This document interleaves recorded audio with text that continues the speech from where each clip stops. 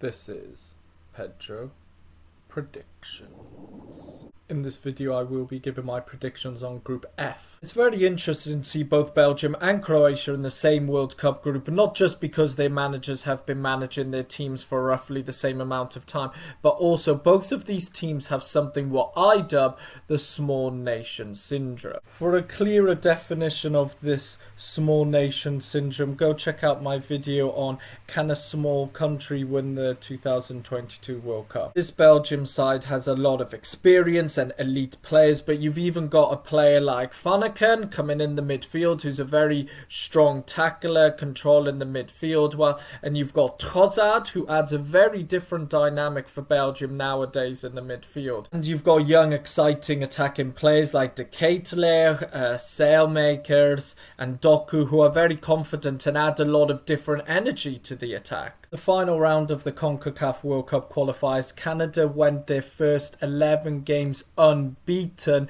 to impressively top their World Cup qualifying group in the end. Under their great manager Herdman, Canada play a very direct style of football. They like to get opportunities within the penalty box, and this is very evident as their main goal threats are from their strikers Jonathan David and Kyle Larin. I think Canada will have some success with their direct style of football against the other teams in the group, as I do believe the other teams in the group defences right now are not at their best. However, if Canada are only relying on this direct style of play, they're not going to go far. Even none of these Canadian players have World Cup experience. I think this will be really good for Canada right now in their preparation for the next World Cup in 2026 where they're hosting it, and that's when I genuinely think they will excel in. Morocco, they sacked manager Halil Hodzic, which I think is to their benefit given that he had a bad relationship with the players, and at the minute you've got a man called Regraoui stepping in who is a Moroccan himself. However, though, there is talks of Matsari coming in to manage Morocco this World Cup. Whoever will lead Morocco into this World Cup, their biggest concern will be how to get the best out of their players and what is their best formation, given there is so much depth and talent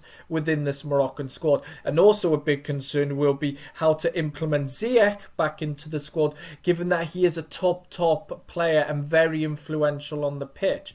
In my opinion, I do think Regraoui has a better chance, given that he is Moroccan, he's managed in Morocco, and he's probably just going to get a better buy-in from the players about his system and being able to relate to them much better than someone like Matsari, who's a foreigner just coming into this side, having to implement his own system. Who do you guys think stands a better chance to be successful with Morocco this World Cup? Let me know your thoughts in the comment section below. Morocco has cleverly organised friendlies against Chile and Paraguay in September, which gives the new manager time at least to see what's his best formation and that. And it looks like they did listen to me in the comment I made about Morocco in Africa's chances this World Cup, and more information can be found in that video about the Moroccan side. Yes, a lot of Croatia's old guards have passed their peak or have retired, but you've got a nice new looking defence in Chaleta Tsar, Gavardio, Stanisic. Filling the void left by Rakitic was never going to be easy for Croatia. However, there is Jakic coming through who has great distribution and a key eye for passes. As a striking option, it looks like Čolak is in good form at the moment for Rangers and looks like the best number 9 option for Croatia since Mandzukic. One to watch for Croatia is Lovro Majer. He's a very technically gifted player. He has this swagger about him, this confidence when he runs at defenders too. Considering all the factors mentioned, my predicted standings for Group F is Belgium topping it in first, Croatia in second reaching the knockout stage, Morocco in third and Canada in fourth at bottom. I did really find this group very difficult to predict, as I do really think it could go one way or the other, but Belgium and Croatia have more depth and quality in their squad compared to Morocco and Canada. Belgium have shown they get out of group stages and tournaments pretty comfortably, and it's actually the knockout stage they struggle in. Morocco over Canada, I think it could be down to goal difference against the other teams, as I do think Morocco have better defence than Canada right now. However, though, Canada does have that factor of we haven't qualified in ages.